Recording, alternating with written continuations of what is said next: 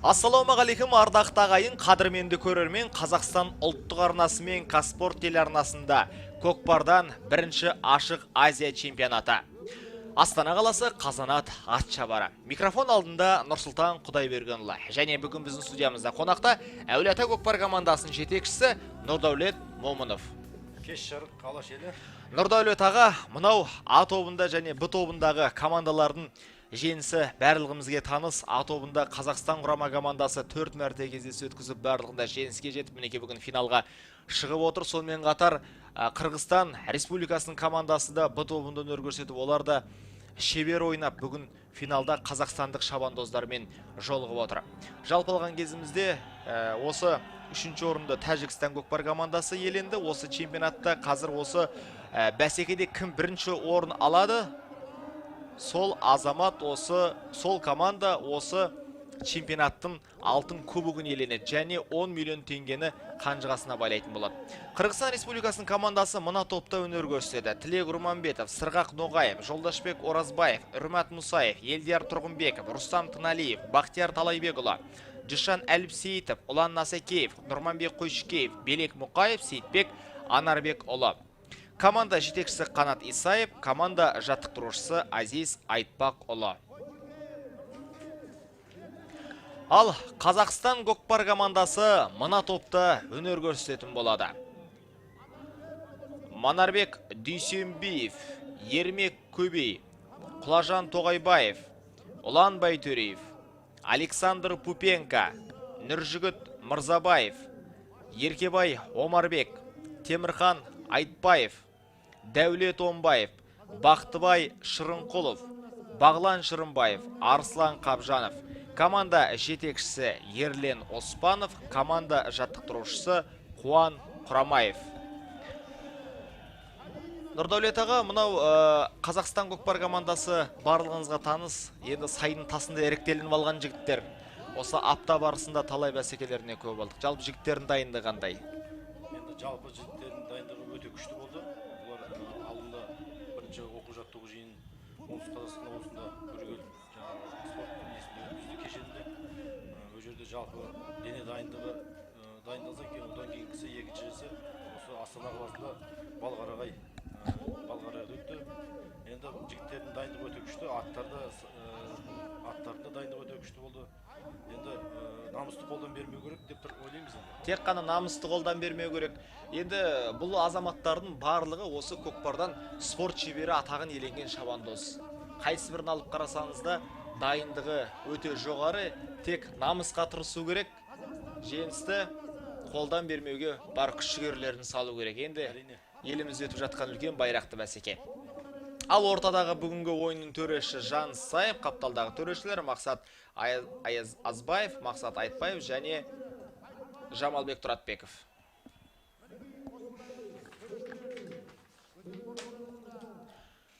Қырғызстандық шабандоздарды сізге таныс. Бұл азаматтар осы көкпар ойынына жыл 12 дайындалады дейді.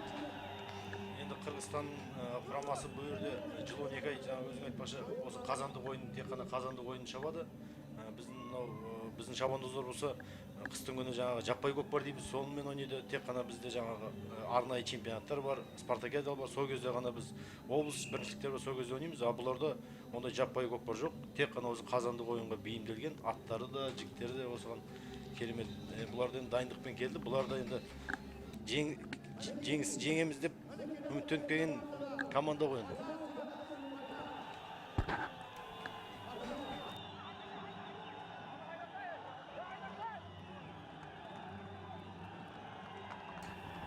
Мінекей енді ортадағы жігіттердің өнерін барлығымыз бірлесіп тамашалайтын боламыз. Қазақстан құрамасы да, Қырғызстан Республикасының құрамасы да осы жарысқа жақсы дайындалып келгендігін көрсетіп бағып отыр. Мінекей қазір ойынның алғашқы минуттарынан шабуылдың өзінен осы көріністерді байқауға болады. Кіші шеңберде жатыр Серке. Енді кіші шеңберде міне қазір өздеріңіз көріп отырсыздар, Бағлан Шырынбаев әдемі жерден көтере білді. Қазанбас атты тұлпарымен. Қазанбас атты Сайгүлікпен енді бұл Қазанбас шабуылшы ат. Керемет екі жағына бірдей қайтады. Тоқтағыш.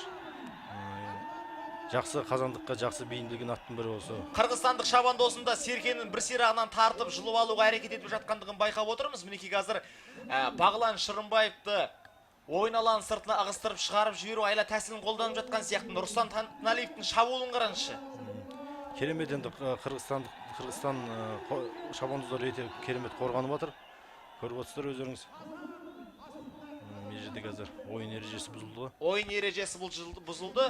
Рустам Тыналиев біздің шабандоздардың тура көлденең келіп соғып жіберген сияқты. Екпіндетіп кеп соқты. Жаңағы өзі ара қашықтық бар. 1 метрден соғу керек атты. Бұл жердегі енді бір 3 метрден соғып, қазір ереже бұзылды. Ойыннан аластатылады. Рустам Тыналиев 5 минутқа дейін ойынға араласуға құқысы жоқ. Әлде болса Бағлан Шырынбаевтың тақымында Серке. Енді осы мүмкіндікті тиімді пайдалану керек. Мінекей қазір зор мүмкіндігі пайда болған сияқты қазандыққа жақындады. Осы мүмкіндікті пайдаланып қазір есепті ашу керек Қазақстан құрамасына. Әттең қазір мынау Қырғызстанның шабандозының қолын үзіп жіберетін азамат болса. Тура осы жерде ортаны жару керек қой жылқымен. Иә, мынау қорғаушылар енді бұл жерде қазір кімге жол ашу керек? Бағлан Шырынбаевқа жәрдемдесу керек. Міне қазір енді Қырғыздың екі қос бірдей шабандозы алдын кесіп тұр қазір. Міне қазір Тілек Урманбетовті көріп отырсыздар. Міне қазір керемет қорғанып жатыр. Үшеу болса да жақсы қорғанып жатыр Қырғызстанның құрамасы қазір. Темірхан Айтбаев ойынға араласты. Қазір міне көріп отырсыздар. Міне екі жеулеп тартып Бағланның тақымынан ала алмай жатыр қазір. Бағлан мінекей қазір жеке дара шыққан сәтін көріп отырмыз. Әттеген ай тағы да сол қырғызстандық Жышан Әліпсейтов бұл жолын кесті. Иә, міне әлде Бағлан Шырынбаевтың тақымында қазір Бағлан керемет жақсы басып алған екен. Мына қазір Тілек Урманбетов өзінің жаңағы керемет сәйгүлігімен жақсы қорғанып жатыр. Тағы да мінекей қазандыққа жақындады. Енді бұл жерде Бағланға не жетіспей жатыр аға? Бағланға енді қазір аты жақсы қазандыққа барып тұра алмай жатыр. Өйткені мынау Қырғызстан аттары қазір тың болғандықтан міне қазір Темірхан Айтбаевқа ауысқан сәтін көрдіңіз. Енді бұл Темірхан біздің Қазақстанның белгілі мықты шабандоздарының бірі, шабуылшы. Қазір Темірхан Айтбаев есепті салым салмай қоймайды дейсіз ғой. Салым салмай қоймайтын жігіт. Бұл қанжығасын байланбай кетпейтін жігіттің бірі. Міне кеп қалды. Қазандыққа жақындады екеулеп қазір. Еркебай Омарбек. Ай, қалай болады екен? Ай, мінекей салым. Жарайсыңдар жігіттер, алғашқы салым. Ермек көбейдің бұл жерде көмегі көп болған екен. Бұл жерде қазір Темірхан Айтбаев лақтырып еді, бірақ Серкені Ермек көбей ары қарай қазандыққа итеріп жіберді. Азамат, жарайсың Ермек. Енді командалық ойын болғандықтан барлығын ойынға толық құрамда араласуға мүмкіндігі бар. Мінекей қазір Темірханның Серкені лақтырған сәті тура қазандықтың жиегіне түсіп қалып, соны ары қарай Ермек көбей қазандыққа дұрыстап түсіре білді. Бұл да Темірханға бір үлкен көмек болды бұл сәтте. Енді бұл Ермек көбей өте мықты, Қазақстанда ең мықты қорғаушылардың бірі. Бұл бұндай сәтті өте тиімді пайдаланатын палуан. Міне көріп отырсыздар өзі. Жібермейді дейсіз ғой. Жібермейді бұндай сәтті. Кішемберде жатыр Серке қазір. Бақтыбай Шырынқұловтың қазір Серкені көтеріп алған сәтін көрдік. Бақтыбай осы жекпе-жек сайысының қас шебері, талай бәсекелер топ жарған азамат. Бұл жолда намысты қолдан бермейді деген ойдамыз. Қазір шабуылға шығып келе жатыр. Енді Бақтыбай енді командада команданың капитаны болғандықтан Бақтыбайға ауыртпашылық көп түседі ғой. Сол себептен Бақтыбай бұл жерде енді екі адамның күші түсіп отыр Бақтыбайға былайша айтқан кезде. Өте ауыр жүк түсіп отыр, сол жүкті көтере білу керек. Міне қазір керемет келді қазандықтың маңына. Қазандыққа жақында тамаша. Тағы да салым. Бұл жерде Еркебай Омарбектің көмегі болған екен Бақтыбайға. Иә, міне қорғаушылар өте Еркебай Омарбек дәл кезінде келе берді, артынан сол себептен салымға қол жеткізді. Бақтыбай Шырынқұлов барлығыңызға таныс, осы оңтүстік Қазақстан облысы Құлагер көкпар командасында талай бәсекелерде, жаппай көкпарларда, осы командалық жүйеде өтетін жарыстарда көш басында көрініп жүрген шабандоздардың бірі.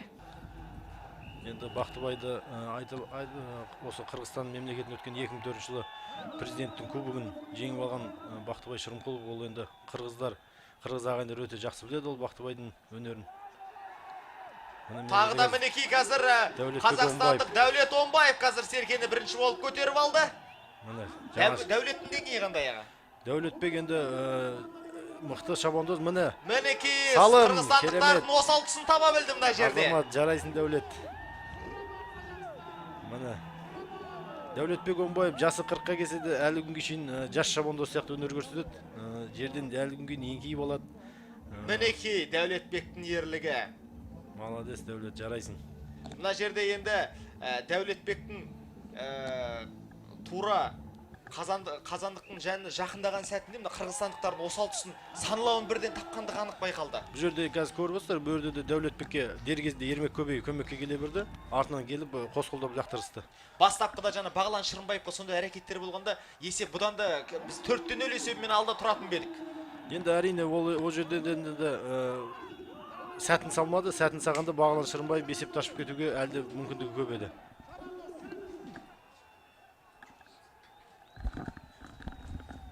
Міне қазір көріп отырсыздар, межеде Ұлан Насекеевтің тақымына қазір біздің Александр Пупенко жата тартып аутқа сүйреп жатқан жағдайы бар. Александр Пупенконың күшін көріп отырсыздар, бір атты жалғыз сүйреп баратқан. Міне біздің қорғаушылар да керемет алаң сыртына шығаруға әрекет жасап жатыр. Бұл жерде міне Александр Пупенко әлі күнге дейін Серкені жібермей ұстап тұрғанын көріп тұрсыздар. Жарайсың, Александр. Өз дегеніне жетті, алаңның сыртына шығарды Серкені. Қазір енді жекпе-жек. Ортадағы жекпе-жек сайысы қырғызстандықтардың жаңа БТР-ін көріп отырмыз. БТР мен Ақжал. БТР мен Ақжал. Арслан Қапжановтың мінекей Үрмат Мұсаев қазір бірінші болып Серкені көтеріп алды. Үрмат Мұсаев енді екі жағына бірдей елетін мықты палуанның бірі, оңды солды жұмыс істей береді. Қазір міне біздің қорғаушылар керемет қорғанып жатыр. Мына Үрматтың астындағы БТР Ақжалдан айласын асырып кетті. Айласын асырып кетті бұл жолы. Талай бәсекелерде топ жарып жүрген мына Ақжалды БТР бұл жерде мықты екендігін көрсетті. Әрине, міне қазір біздің БТР жаңа шабуылын бастады. Біздің қорғаушылар қорғанып, жақсы қорғану керек, бұл жерде жібермей. Сонымен қатар мына Үрматтың астындағы арғымақтың мына жылдамдығы да мықты екен, жоғары екен. Байқап қарадыңыз ба? Енді бұлар енді Үрмат Мұсаевтың өзі осы БТР енді Қырғызстандағы ең Орта Азияда енді танымал аттың бірі ғой бұлда. Қазір міне біздің қорғаушылар жібермей қазандыққа шығармай жатыр, керемет қорғанып жатыр міне. Бұл жерде Нұржігіт Мырзабаев, Еркебай Омарбек барлығы бірлесіп қазір мінекей ойналан сыртына қырсырып шығарып жіберу айла тәсілін қолданып жатыр. Қорғаушылар жүр мерді қазір біздің. Қазір алаң сыртына шығару керек. Қазір Үрматтың астындағы Серкеге жармасып жатыр. Серкені ауыстырды бұл жерде. Мінекей Лексус атты арғымақпен Нұрманбет Қойшкеевке ауысты қазір. Нұрманбек Қойшкеев. Бұл енді Қырғызстанның мықты шабуылшысы. Қазір бұның аты өте керемет шабуылшы болып саналады. Лексус дейсіз. Лексус, керемет. Мінекей қазір жеке дара алға қарай шықты. Біздің қазақстандық шабандоздардың мына жерде сәл шаңға оқ қалған сәтін көріп отырмыз. Жақындай ма жеке дара шықты. Бұндай әрекет кез келгенге де болады. Мінекей салым. Нұрманбек Қойшкеев. Нұрманбет есеп ашты. Қырғызстан құрамасының ойыншысы. Бұл жерден өздерін ұпай сыйлады. Есепті ашқан бізде жаңағы Темірхан Айтбаев болатын. Есепті алғашқы ұпайларына қол жеткізді. Нұрманбектің де бұлай қарап тұрсаңыз ойын тактикасы ерекше екен. Нұрманбек енді бұл шабуылшы ғой, жаңағы Үрмат Мұсаев алып Серкені соған бірден ауысты. Міне қазір біздің Бақтыбай Шырымқұлов бірден кіші шеңберден көтеріп еді, әттеген-ай. Міне Тыналиев қазір міне жата тартысып екеуі керемет. Рустам Тыналиевтің күші мықты болды ма, тартып алып кетті ғой Бақтыбайдан. Бірақ Рустам Тыналиев біздің Бақтыбай қарағанда жас шабандоз. Жас айырмашылығы. Жас әрі мұны байқасаңыз кішкене дене бітімінде шағындау келген Бақтыбайдың жәніне Бақтыбайдың бойымен сәйкес. Мінекей қазір Темірханның атынан құлап түскен сәтін көрдік. Бұл жерден де тұлпары сүрініп қалдау деймін. Рустам Тыналиевтің енді аты жүйрік болып, сол атын жүйріктің арқасында Бақтыбайдан жұлып кетті. Айтпесе Бақтыбай ол оңай шаңылға қоятын жаңғақ емес. Бақтыбай бермейтін еді Серкені.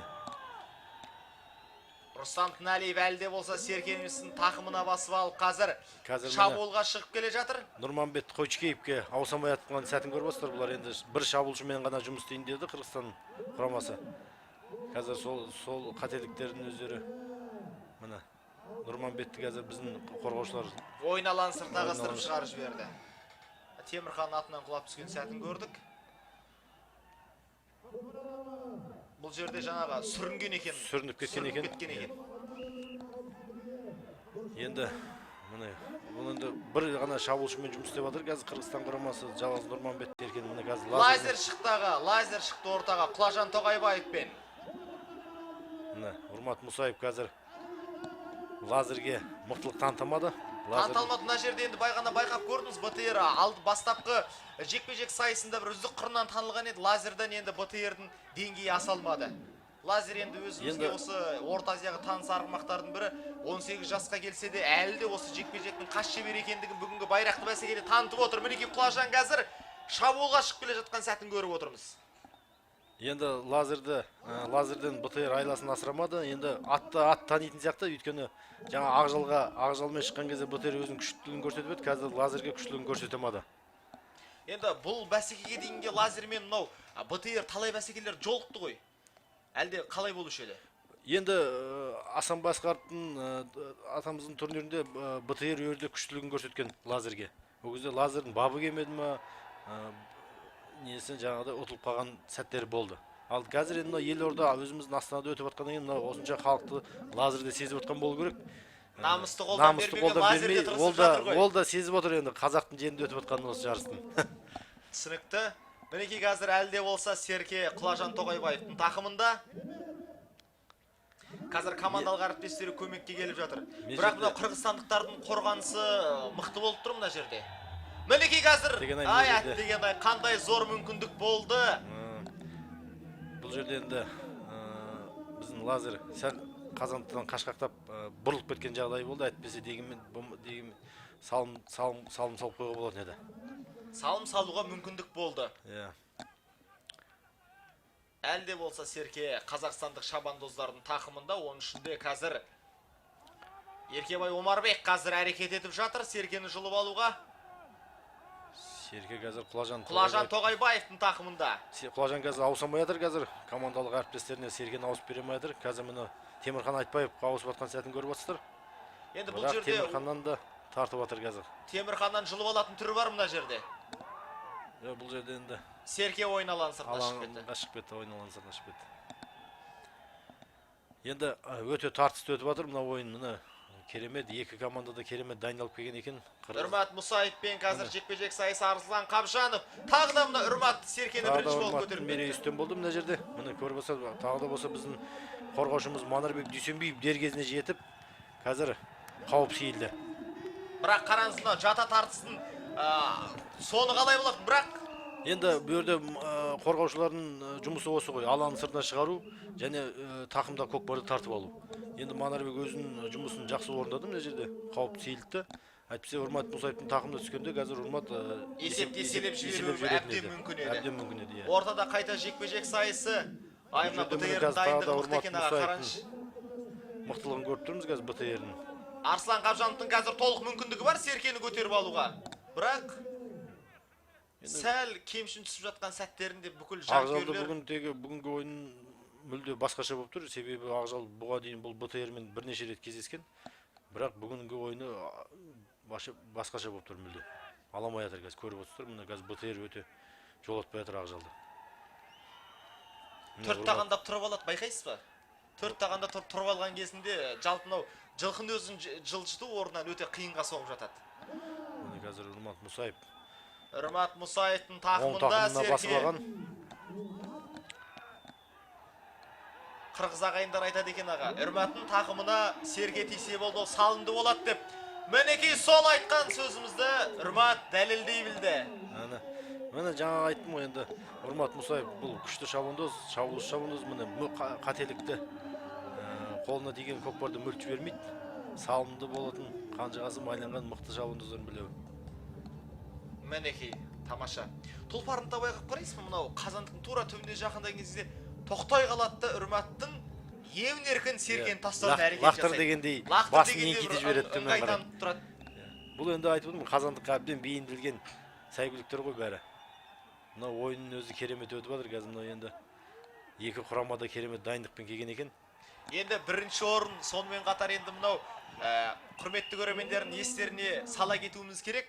Бас жүлде бүгінгі бәсекенің қорытындысы бойынша кім бірінші орын иеленетін болса, сол командаға 10 миллион теңге беріледі. Екінші орынға 6 миллион теңге, үшінші орынға 4 миллион теңге. Сонымен қатар бірінші орын иеленген командаға алтын кубок. Мінекей тағы да ортада жекпе-жек сайысы. Бұл жолы Құлажан Тоғайбаев лазермен шықты. Лазермен қазір Ормат Мұсаевқа қарсы тұрып беріп жатыр.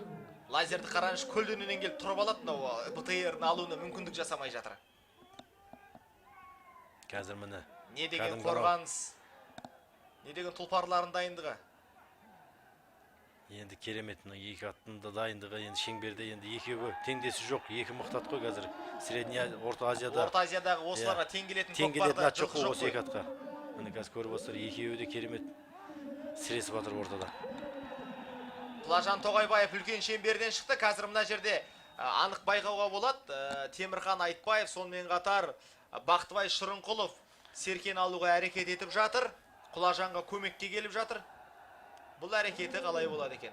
Енді Құлажаннан қазір серкені алып, жаңа шабуылды бастау керек. Өйткені бізге лазерді қинамау керек бұл жерде. Тек қана осы жекпе-жек сайысына сақтау керек. Әзірге мынау БТР-ден асып түсіп атқан тек қана лазеріміз ғана болып тұр. Дұрыс айтасың, қазір мына жерде көріп отырсам, мына қырғызстандық қорғаушыларды, біздің шабуылшылардың бір-бірден алдырмай жатыр серкені. Қазір міне ауысып атқан сәтте қазір серке жерге түсіп қалды. Бақтыбай Шырынқұлов көтеріп алды. Көтерді. Темірхан Айтбаев ауыстырды.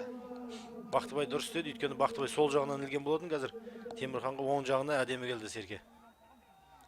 Мынау шабандоздардың да өзі бір сол жағынан, оң жағынан алатын бір сондай бір өзінің бір мүмкіндіктері болды. Мінекей қазір Темірхан Айтбаев, салым, жарайсың. Жарайсың Темірхан. Бұл жерде есептеселеді Темірхан Айтбаев. Жарайсың Темірхан. Міне қазір жаңа тағы да салымға қол жеткіздік. Тұлпары сүрініп жаңа бір құлап қалған сәтін көрдік қой Темірхан. Сол кезде бір ой келіп еді, мынау енді арғы ойындарда бұл қалай болады екен екінші таймда дегендей. Бірақ нағыз өзін жүректі де білекті жігіт екендігін көрсетті, көкпардағы мықты азамат екендігін. Осымен алғашқы таймда аяқталды Нұрдәулет аға. Әзірге есеп 3-2, кешірім өтінем 4-2. Қазақстан көкпар командасы бір ұпай иеленді. Ойынның аяқталуына 30 секунд қалған кезінде 4-2. Бұл жерде соңғы салым салған Темірхан Айтбаев. Мына алғашқы тайм үздік сәттерін көріп отырмыз. Бірінші салымды салған кезде Темірхан Айтбаев лақтырған болатын. Ермек Көбей қазандыққа дұрыстап түсіре білді. Сонымен қатар артынша екеулеп келген мына жерде Еркебай Омарбек пен Бақтыбай Шырынқұловтың салымы. Енді ойын көрсет. Әзірге қазақстандықтардың деңгейі жаман емес. Екінші таймда да осы қарқыннан таймаса жеңіс біздің жігіттердікі болуы әбден мүмкін. Сонымен бірлесіп отырып тамашалайық. Екінші таймда жарыс қалай өрбитіндігін.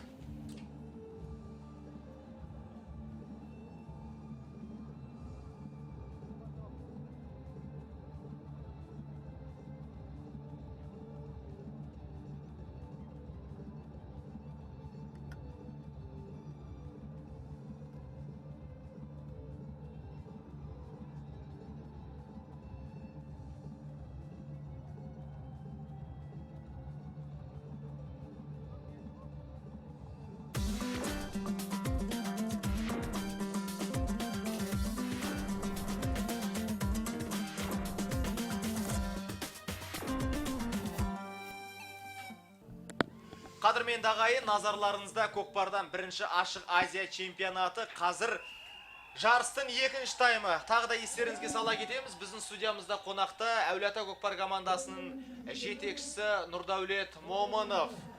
Ағай, енді алғашқы таймға куә болдық. Әзірге қазақстандық шабандоздар алда келе жатыр. Қырғызстанда мынау айырқалпақты ағайындарымыз Қырғызстан командасының да деңгейі жаман емес. Енді Қырғызстан командасы бұл жерде Қырғыздың ең мықты деген командаларынан жинап алып келген мықты шабандоздар ғой. Бұлар да керемет дайындықпен келген. Бірақ біздің жігіттер мықтылығын көрсетіп жатыр. Өзіміздің жерімізде, өзіміздің елордамызда өтіп жатқаннан кейін намысты қолдан бермейді. Жақсы дайындықпен дайындалды ғой бұлар да. Төккен терлердің бәрі қазір 2 ай бойы төккен терлер теңіздің толқыны ұқсап ұрып жатыр ғой. Тамаша. Тағы да қазақстандық шабандоздар шабуылға шыққан болатын. Бұл жерде Дәулет Омбаев. Дәулет Омбаевтың тақымында. Хамза Қасқат тұлпарымен. Дәулетбек қазір енді мына керемет ойын өнерін көрсетіп жатыр қазір. Жасы 40-қа келсе де әлі күнге дейін жас балаша еңкейіп, Серкені тақымынан бірақ шығаратын шабандоздың бірі. Мүмкіндігі зор ғой. Мүмкіндігі зор. Серке ойын алаңының сыртына шығып кетті. Ортада жекпе-жек сайысы. Бұл жолы кім шығар екен? Бұл жолы міне Лазермен Құлажан Тоғайбаевпен Құлажан Тоғайбаев. Нұрмат Мұсаев қазір міне көріп отырсыздар, екі аттың тірескен керемет. Енді Лазер бұл жарысқа өте үлкен дайындықпен келіпті. Керемет міне қараңыз, қандай керемет ойынды. Екеуі де күшті ат енді, екеуіне де бөліп жаратын ештеңе айта алмаймыз. Бірақ мына Лазердің әзірге несі мысы басым болып тұр. Лазердің мысы басым болып тұр енді. Бірақ мына қазір Нұрмат Мұсаев Серкеге бірінші болып қол жеткізді. Мынау қырғызстандық шабандоздардың тақымына Серке тисе бол бірден шабуылға шығады екен. Және шабуылға шығудың бір жолын іздейді екен, бір ерекше жолын. Тұлпарларын бауырын бір мәрте жазып келеді, болмаса түрлі айла тәсілдерді қолданады. Өзінің қазандығына бір мәрте шауып келіп, қайта бір шабуылға шығады. Сонда бір әрекеттері көп екен бұл азаматтардың. Енді Қырғызстанның аттары жаңа осы ойынға керемет дағдыланған аты міне қазір мерде. Жекпе-жек сайысы тағы да? Жоқ, бұл жерде. Жоқ, бұл жерде енді қазір белгі белінбеген екен. Құлажан ерте ойынды бастап кеткен сияқты. Ох, Құлажан атынан құлап түсті. міне қазір осы сәтті Нұрмат Мұсаевтың толық мүмкіндігі бар. Иә, толық мүмкіндік. Қазір асықпай Серкені басып, артын алып, жаңа шабуылды бастауға дайындалып жатыр Мұсаев Нұрмат. Құлажан артынан жармасып. Қазір бұл жерде енді Мұсаев қазір толық тақымына басып алған. Енді бұл тақымнан жұлып алу өте қиынға соғатын шығар. Иә, қиынға соғады. Қазір бұл жерде Мұсаев Нұрматтың жаңағы қосалқы ойыншылары қазір ойынға араласып жатыр қазір. Ана ауысу сәттері болып жатыр. Жаңа шабуыл шаттарды шығарып. Қазір мына жерде міне 2 минуттан асып кетті. Берілген уақыт өтіп кетті. Енді тағы бұл жолы кім шықты? Арыстан Қабжанов шықты. Нұрманбек Қойшыкеев енді Лексуспен шығып отыр. Лексусты әбден үйренген екен жекпе-жек сайысында. Міне қазір Нұрманбек Қойшыкеев мерей үстем болды бұл жерде. Ақжал атымыз бұл жолды да беріп қойды Қойшыкеевтің Лексуске. Бұл жерде дұрыстап баса алмай қалды. Қазір міне аттың бұрғанын көрсіз бе, керемет. Көкпарға қарай Қойшыкеев Нұрманбеттің ойыны. Өзі де сондай бір сұлу арғымақ екен. Тұқымды осы таза қандыларға жақындау деймін. Сондай шатыста енді мынау енді керемет сәйгүлік қой бұл да енді. Дене бітіміне байқап қарасаңыз басқаша болып келген. Басқаша мынау қазақтың қарабайыр болмаса мына жабыржылықларға сәл бір сәйкес келмейді.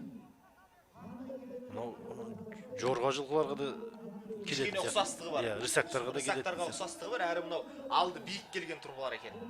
Міне біздің қазір қорғаушыларымыз ойын алаң сыртына шығарып жіберді. Алаң сыртына шығарды. Бұл жерде қазір екінші тайм таза жекпе-жекпен өтетін болды ғой аға. Жекпе-жек енді жекпе-жектен мына жерде ауырлау ғой. Қазір мына құмдағы жер екен, сол себептен қазір біздің аттарда екі жақтың аттарда кішкене шашаңқырап қалған сияқты болып тұр. Бірақ бізге енді қорғанысты күшейту керек. Қалай деген күндің өзінде де біздің ұпайымыз әзірге қырғызстандықтарға қарағанда кішкене. Иә, бізге жекпе-жектен қазір айламыз мерейіміз үстем болып тұр міне қазір. Тағы да сол Құлажан лазердің көмегімен Серкені бірінші болып көтеріп кетті. Қазір бұл жерде Манарбек Дүйсенбиевке берген сәтін көріп отырсыздар. Қазір Манарбек бірақ тақымына басамай қалды. Қазір міне Манарбек Дүйсенбиевке ауысқан сәтінде қырғыз ағайындар тартып алып қойды. Манарбек Дүйсенбиевтің астындағы арғымағыда бір тазағандыға бір түрі ұқсастығы бар. Манарбек Дүйсенбиевтің астындағы сәйгүлік бұл кезінде бәйгі шапқан сәйгүлік. Бәйгіден талай жүлделі болған. Содан кейін бәйгіден кейін осы көкпарға үйреткенбіз. Мынау лазердің тарихына тағы бір тоқтала кетсек, осы құрметті көрермендер барлығы біліп отырсын. Бұл арғымақты қашан алып келдіңіз және қай жерден?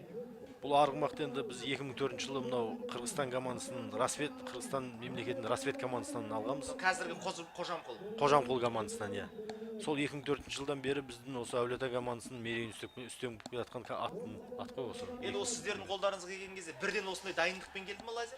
Жоқ, бұндай дайындықпен келген жоқ. Бұл бір шетіне ғана жаңа жататын бұл кезде біз сатып алған кезде. Кейін осы біздің бұны алғаш болып жаңа Жұлдызхан Тайырбеков өзі дайындаған, осы екі жағына жататын қылып, сол Жұлдызханның еңбегі көп бұл жерде. Осы лазер болғандығына, осындай атағы шығып, Орта Азияға танымал болуына осы Жұлдызханның еңбегі көп бұл жерде. Енді қазір Жұлдызханның енді жасы келді, жерден еңкеймегендіктен осы жас шабандоздарға жолын беріп, қазір піскен асқа тық қасық болып отыр ғой, былайша айтқан кезде. Енді ортада енді мынау қазір Құлажан Тоғайбаев та мынау атты жақсы жүргізеді екен. Құлажан енді Жұлдызханнан кейінгі лазерге отырған осы Құлажан ғой, жас шабандоз Құлажан. Міне қазір Темірхан Айтбаевқа керемет ауысты Құлажан. Темірхан оң жағына басып алды, керемет. Темірханның қазандыққа жақындаған сәтін көріп отырмыз. Бірақ қорғанысы мықты қырғыздарда. Қорғанысы керемет енді, қорғаныс жақсы қорғанып жатыр енді бұлардың. Міне қазір мына Тілек Урманбетовтың астындағы сәйгүлікті көріп отырсыздар. Мына жерде қазір жақсы қорғаныс. Жойқын соққылар болып жатыр. Иә, Нұржігіттің аты қазір атының басына Қырғызстанның шабандозының басына тиіп кеткен екен. Мінекей қазір екеулеп келіп лақтырған аят деген мына жерде Темірхан тақымнан шығарып үлгермепті Серкені. Міне қазір Темірханның аты да сәл жылдамдықпен шетіне қарай кетіп қалды әйтпесе. Темірханның астындағы жылқы жайында қандай пікір айтасыз? Темірхан астындағы ат бұл да Қырғызстан мемлекетінен алынған ат деп ойлаймын енді. Бұл туралы толық ақпарат білмеймін, бірақ ат керемет сәйгүлік қой бұл да.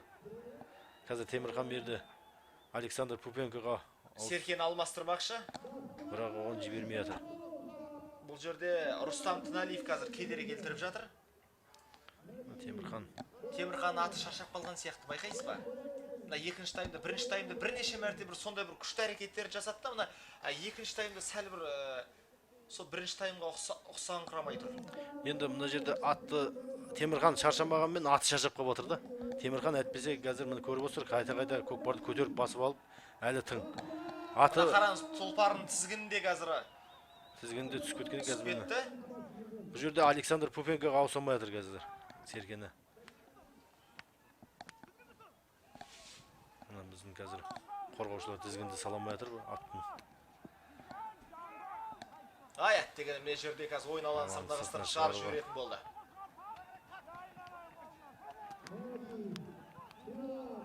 Бірақ қайта қазандыққа қарай беттеп шауып бара жатыр. Темірханның астындағы сәйгүлікті керемет екен, туры алаңның сыртынан артқа қарай қайтты. Әлі тізгіні салынбаған. Тізгіні салынбаса да осы ойын алаңда тойлап шауып жүрудің өзі де бір кез келген азаматтың қолынан келе бермейді. Мықты шабандоз ғой Темірхан, бұл жаппай көкпарда болсын, командалық жүйе көкпарда болсын, енді керемет мықты палуан ғой. Деген о Серке ойын алаңның сыртына шығып кетті. Қырғыздың шабандоздар дегеніне жетті, алаң сыртына шығарды. Қазір міне жаңа жекпе-жек. Бұл жол кім шығар екен? Тағы да лазер. Лазермен мына лазердің бүгінгі ойын өрнегі бүкіл қазақстандық жанкүйерлердің делебесін қоздырып отыр. Байқап қарадыңыз ба, қаншама әрекеттер жасап жатыр. Мына БТР кейбір кездерде сәл осы Құлажанның бір сондай бір жәттері болмаса, бірақ лазер Құлажанға зор көмегін тигізіп жатыр. Әрине, міне қазір Нұрманбет Қойчикеевке ауысты Серкені. Қазір Нұрманбет жаңа шабуылын бастады. Лексус атты сәйгүлік, керемет сәйгүлік екен бұл да. Қазандықты өзі іздеп жүрген сияқты қарасаң Нұрсұлтан. Соған қарай өзінше беттеп шауып барады. Өзі іздеп жатыр, аттың өзі қазандықты іздеп жүрген сияқты. Қараш, керемет енді. Міне қазір біздің ұлан Байтөреев жата тартып, алаң сыртына шығып, қорғанысты күшіп, жата тартып, алаң сыртына шығарып жіберді. Екінші таймда әлі бірде бір ұпай салынған жоқ. Соған қарағанда қазақстандықтар тек қорғанумен болатын сияқты. Әлде Енді сіздің пікіріңіз қандай? бізге осы есеп бізге әбден жақсы болып тұр ғой. Себебі алда тұрмыз. Енді осы жекпе-жекпен уақыт созып, айтпаса бізде қырғыз ағайындар қателікті қалт еткізбей салым салып жіберуі мүмкін. Бізге қазір қателік жібермеу керек. Қателік жібермеу керек. Қазір осы уақытты созып, алаң сыртына шығарып, қайтадан жекпе-жек қылып, міне қазір тағы да алаң сыртына шығып кетті. Ортада қазір орта шеңберге тасталынады. Шабандоздар 2 минут ішінде көтеріп алып кетуі тиіс. Бізге уақыт біздің немізге жүріп жатыр ғой, Қазақстан құрамасына. Мерде қазір Урмат Мусаев Құлажаннан айдасын асырып кетті. Урмат Мусаев енді мықты шабандоз, бұл Орта Азияда, жалпы Қырғызстан, Орта Азияда теңдесі жоқ шабандоздың біреуі ғой. Тақымы тастай.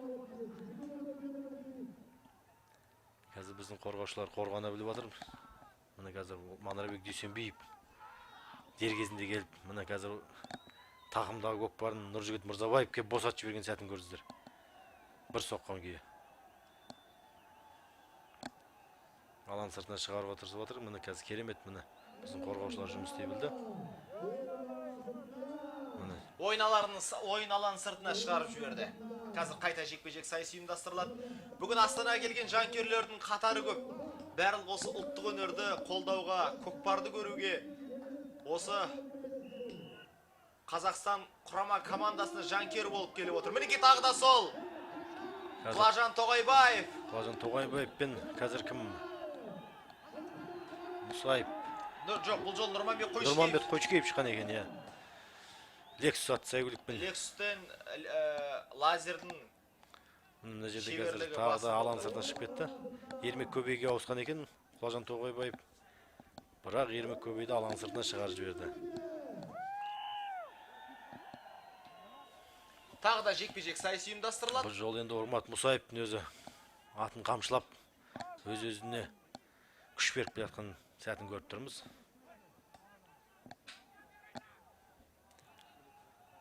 Қырғызстанның командасы қазір ойын өрнектері бір жүрмей жатқан сияқты. Мынау жекпе-жектен ұтылғаннан кейін өздерінің бір мазасы қашып кеткен сияқты болып тұр. Байқайсың ба? Жекпе-жек сайысынан ұтылғаннан кейін. Міне қазір Урмат Мусаев қазір шаршаған болу керек, шаршап қалған сияқты Урмат Мусаевта. Бірақ лазермен Құлажанды сол қатарлы осы ойын басталғалы бері деп айтсақ та артық айтпағанымыз емес. Осы жекпе-жек сайысында шеберлігін байқап жатыр. Бірақ біздің жігіттер әзірге намысты қолдан бермей жатыр. Оның ішінде Құлажанның шеберлігі, лазердің шеберлігі бүгін біздің команданы әзірге жеңіске сүйреп отыр деп айтсақ та қателеспейміз. Міне қазір екеуі екі жақтап екі тақымға басып алды. Қазір кімнің мерейі үстем болады екен, кімнің тақым мықты екен. Әй жарайсың, Құлажан берме. Құлажан осы міне қазір Құлажан жарайсың. Бәрекелді, тақымына. Құлажан өзінің мықтылығын дәлелдеді. Тағымына толықтай басып алды, қазір командалық әріптесіне. Ермек Көбейге ауысып отыр қазір. Әттеген Ермек Көбей тақымына басып алған екен. Қазір Ермек жаңа шабуылды бастау керек енді. Әттеген ажырап қалды. Тақымнан түсіп қалды. Тақымнан ажырап қалды қазір мынау.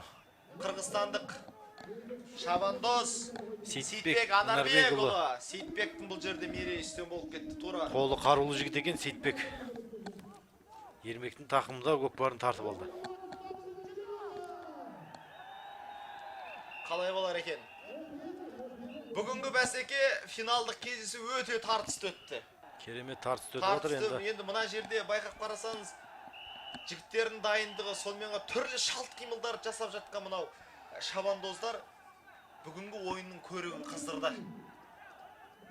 Міне қазір мына жерде Құлажан Тоғайбаев қазір асықпай көтеріп Серкенің тақымына салайын деп жатыр. Екеулеп. Құлажан да шаршап қалған екен. Қолының күші кетіп, қатты шаршаған екен. Бірақ қазір үлкен шеңберден шықты, барлық шабандоздардың ойынға араласуға толық құқысы бар. Енді ойын өте тартысты, керемет өтіп жатыр. Бұл жерде енді жан беріп, жан алысып жатқан жағдайлар ғой. Екі құрамада толық дайындықпен, мықты дайындықтармен келген. ешкімді аямайды бұл жерде. Енді Қазақстан құрама командасына да намысқа тырысу керек. Себебі өткен жылғы Асанбай Асқаров атындағы бәсекеде 3-ші орынды алып қалған кезі болған еді. Сол кезде Қосбірдегі Қырғызстанның командасы 1-ші, 2-ші орынды алып кеткен. Сол намыс бүгінде қазақстандық жігіттерді жеңіске жетеледі. Міне керемет. Жеңіс құтты болсын. Жарайсыңдар жігіттер. Қазақстан құрамасы жеңіске жетті. Бұл да енді Нұрдәулет аға, сіздердің де зор еңбектеріңіз, осы команданы дайындау, осы жігіттердің астындағы арғымақтарын дайындау. Бұның бәрі үлкен жұмыс қой. Рахмет. Міне біздің құрама командамыз жеңіске жетіп, міне біздің мерейіміз көк туымыз желбіреп. Қандай керемет сәт. Қазақтың көк туы көкте желбіреп отыр. Иә. Міне Манарбек Дүйсенбиев туды алып шыққан екен. Жарайсыңдар жігіттер. Енді барлығын еңбегі зор. Мысалға айтатын болсақ, Манарбек Дүйсенбиев шабуылшы, әрі осы мықты қорғана білді. Ермек Көбей де солай. Құлажан Тоғайбаев мынау жекпе-жек сайысында өзін бір үздік қырынан танытты. Ұлан Байтөреев те осал еместігін байқатты. Александр Пупенко енді сәл мынау қорғанумен жүрді, бірақ команданың арасында бір салымды алға шығаруына мүмкіндіктерін жасап жатты. Енді бұл жер Темірхан Айтбаев, Бағлан Шырымбаев ерекше атап өтуіміз керек.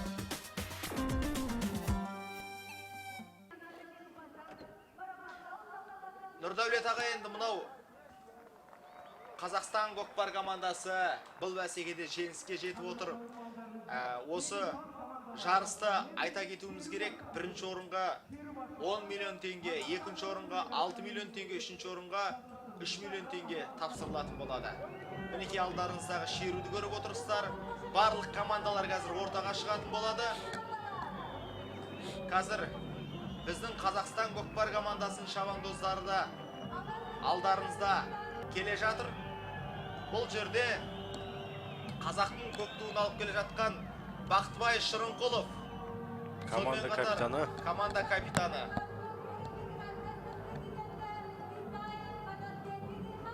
Қытай Халықтық Республикасында деңгейі жаман емес, былай қарап тұрсаңыз. Енді Қытай командасы да енді керемет деңгейде өнер көрсетті, өздерінің деңгейінде көрсетті. Келешекте бұдан әрі бұлар енді бұл ойынды ары қарай дамытамыз деп, өздерінде қолға аламыз деп уәде беріп кетті. Мінекей қазір шабандоздар сап түзеп тұр. Ортада қазір осы ұлттық спорт түрлері қауымдасының президенті Қайрат Сатыбалды мырза сөз алады. Ассалаумағалейкум, құрметті ағайындар, құрметті 9 мемлекеттен келген бауырларым. Мына жеңіске жеткенінде бар, жеңіске жетпегенінде бар, бірақ қалай болса да осы түрк әлеміне, мұсылман әлемінде дамыған осы көкпар өнерін тағы да бір үлкен дәрежеге жеткізсек деген жоспар болып еді. Сол себептен бәріңді де осы келген жиынмен құттықтап отырып, бейбітшілік заман болып, қазағымыз, Қазақстанымыз жасай берсін. Осы келген 9 мемлекеттегі бауырларымыз, көкпарға құмарлығы бар, көкпарды жақсы көретін бауырлардың бәрі бейбітшілік заманда өмір сүріп, әрқашанда жақсылық болсын деп тілегім келеді. Рахмет.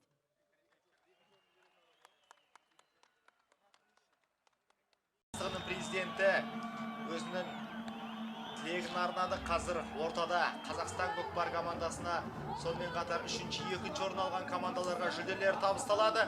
Бақтыбай Шырынқұлов, команданың капитаны, ортаға шығып отыр.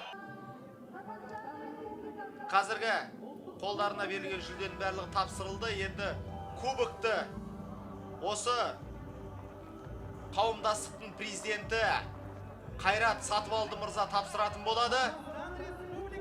Алтынмен апталған, күміспен көмкерілген алдарыңыздағы кубок 16 келін тартады. Мінекей Қазақстан көкпар командасына бұл кубокты сыйға тартатын болады. Қуаныш Құрамаев қазір ортаға шығып, осы ұлттық құраманың бас жаттықтырушысына Қайрат Сатыбалды мырза тапсыруда.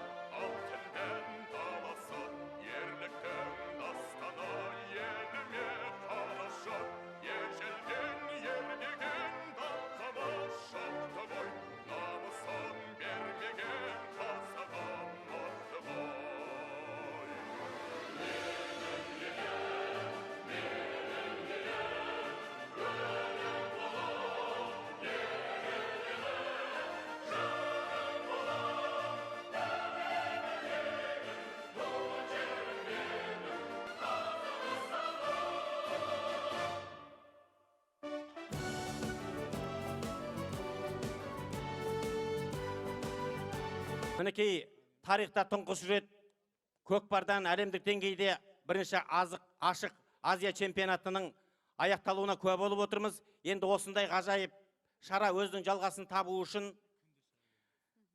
халықаралық федерацияның дауысқа салуымен екінші ашық Азия чемпионаты көкпардан Түркия мемлекетінде өтетін болып шешілді. Яғни 2015 жылы Азия чемпионаты Стамбул қаласында өтпек. Ендеше біз чемпионаттың туын түркиялық ұлттық спортты дәріптеуші ағайындарға тапсыруды жөн көріп отырмыз. Мемлекетінде өткізіледі. Чемпионат туы Мінекей, көкпардың туы Түркия мемлекетіне тапсырылды. Әрдайым көкпардың туы көкте желбірей берсін. Нұрдәулет аға, бүгін студиямызға келіп өз пікіріңізді білдіргеніңізге үлкен рахмет. Әрдайым ұлттық өнеріміз жасай берсін. Жақсы, рахмет. Ардақты ағайын, мен сіздермен қоштасамын. Әрдайым осы қазақтың, осы түркі әлеміне